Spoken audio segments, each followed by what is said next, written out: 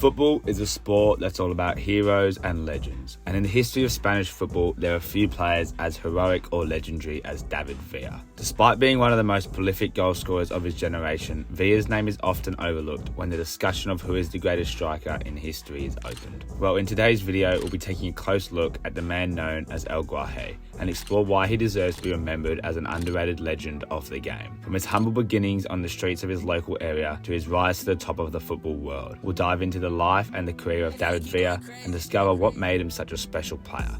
So sit back, relax, and join us as we pay tribute to a true master of the beautiful game. David Villa was born on December 3rd, 1981 in Langreo, Asturias, a small region in northern Spain. Born as a son of a miner, David grew up in a poor family, as the only son of his family with his two sisters, Elsa and Aide. However, if it wasn't for his father, Jose Manuel, we would never have heard of the player called David Villa. See, Villa fell in love with football at a young age. His talent was evident for everyone to see, and he was always called upon to play with the older boys in the streets of his city. To this day, he is nicknamed the Kid, because of his reputation for being the youngest child playing with the older kids. Like every child playing football, injuries are bound to happen, and David Villa was no exception.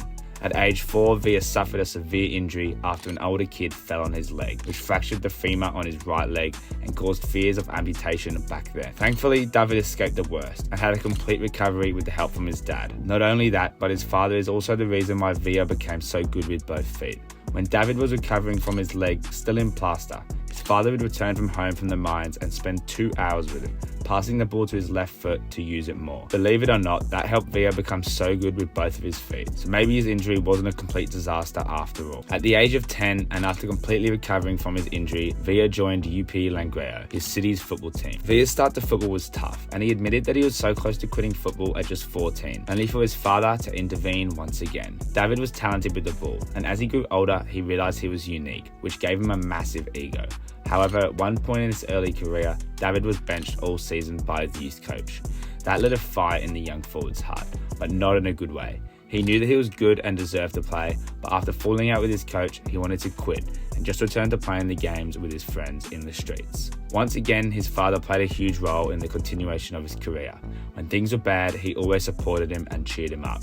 He was always present during his son's training sessions and games, despite having to work in the mines for long times.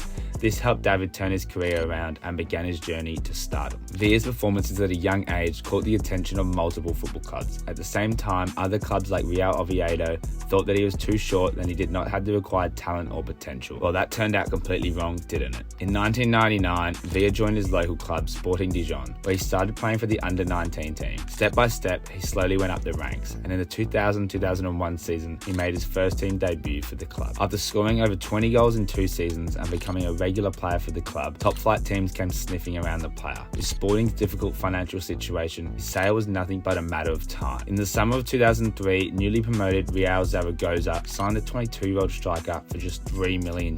You'd expect a young player to struggle in his first season for a new club, playing in the first division for the first time. Well, no. Villa hit the ground running and scored 17 goals in 38 La Liga appearances. The boy was so good, terrorising defences with his pace and giving goalkeepers no chance, as he was lethal with both feet. He even scored 4 goals in a single game against Sevilla, which ended in a 4-4 draw. He played a massive part in Zaragoza remaining in the top flight. He also was instrumental in the club winning the 2003-2004 Copa del Rey. He scored 3 goals, helping his club reach the final after eliminating the likes of Betis and Barcelona. In the final against Real Madrid, he scored his 4th goal in the competition and allowed his club to do something unthinkable by stealing the cup right before the Los Blancos' eyes. In the following season, Villa continued to not only set La Liga on fire but also Europe. Winning the cup granted Zaragoza a place in the 2004-2005 UEFA Cup. In his first appearance in the competition's group stage, Villa scored a brace in the final 10 minutes of the game against Utrecht. His goal-scoring form in La Liga continued to be great, as he scored 15 goals in 35 appearances. Villa's goal-scoring ability and unique movement did not go unnoticed by the national team selector Luis Arangos. The forward made his international debut on February 9, 2005, in the 2006 World Cup qualifier. Villa's journey with Zaragoza came to an end in the 2005 summer transfer window. Like Sporting Dijon, Zaragoza was in desperate need of money. Valencia, one of the league's top clubs, took advantage of the situation and signed the player for €12 million. It turned out that Valencia made one of the greatest deals in their history. Villa scored 25 goals in 37 league appearances during his first season, and he helped the club finish third behind Barcelona and champions Real Madrid. Villa's goal tally that year was the best any Valencia player had ever achieved since Edmundo Suarez over 60 years prior. Villa's impressive season with Valencia guaranteed his place in the 23-man squad to represent Spain at the 2006 FIFA World Cup. He scored a brace in his World Cup debut in Spain's 4-0 win over Ukraine and gave his team the lead against France in the round of 16, which they ended up losing 3-1. Villa carried on his excellent form, and in the 2006-2007 season, he made his UEFA Champions League debut. He helped Valencia qualify for the group stages after scoring in the second leg of the qualifying match against Red Bull Salzburg. He was also crucial in taking Valencia to the competition's quarterfinals after scoring vital goals against Roma and Shakhtar in the group stage, before knocking out Inter Milan in the round of 16 with a beautiful free kick.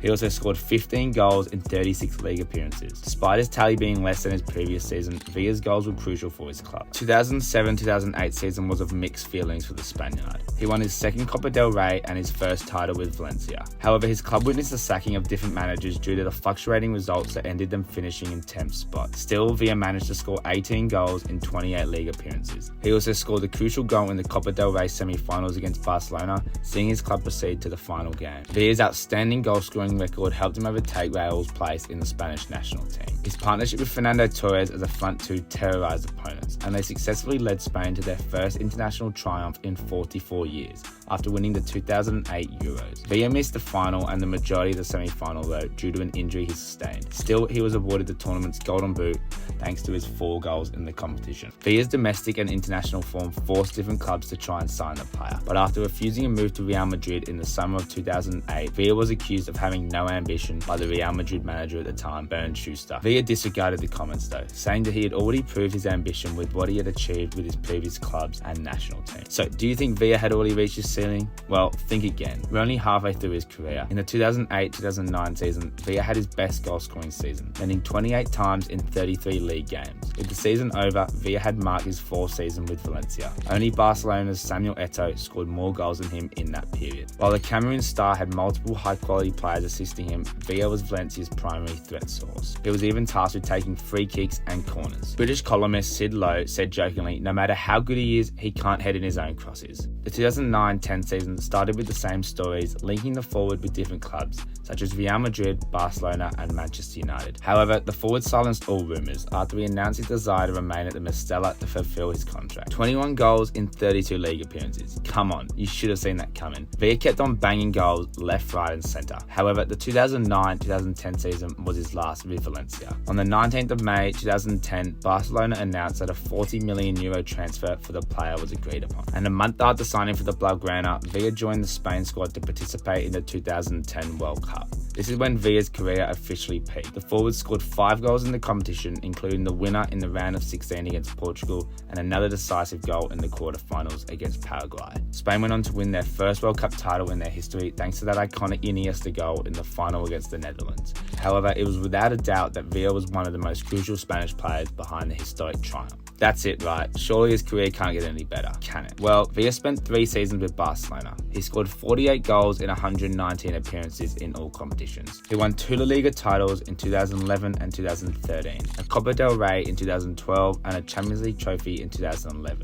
In which he scored a crucial goal in the final against Manchester United. Unfortunately, he didn't participate in the Spanish squad that won the 2012 Euros due to an injury. At 32 years of age, it was expected that the player's performances would drop off. When in 2013, he was sold to Atletico Madrid. Despite having his lowest goal-scoring return with just 13 goals in 36 games, Villa won his 3rd La Liga title and helped his team reach a Champions League final, which they lost against their rivals Real Madrid. Villa spent just a single season with Atletico Madrid, and in 2014, he announced that he'd be joining the newly formed team, New York City, which would start playing in the 2015 season of the MLS. Meanwhile, Villa signed for Melbourne City on a 10-game deal to stay active in the 14-15 season. His loan move to the Australian League helped bring attention to the club, as it was estimated that he tripled its attendance. Villa joined New York City in 2015, where he spent 4 seasons scoring 80 goals in 126 games. He became the club's all-time top goal scorer before joining Vissel Kobe in the J1 League, where he retired in 2020, playing alongside Iniesta. David Villa's career could be considered one of the best any player could have, as he won all the trophies there is to win. However, it is believed that the player is not credited enough. Scoring over 300 goals while playing most of your career in clubs like Zaragoza and Valencia is something that not every player can do. He is also Spain's all-time top goal scorer with 59 goals, which says a lot about him. Despite the difficult circumstances he grew up in and the injury he sustained that almost denied him of his career, David Villa became one of the best forwards in the game's history. For that alone, he deserves to have more credit, we think.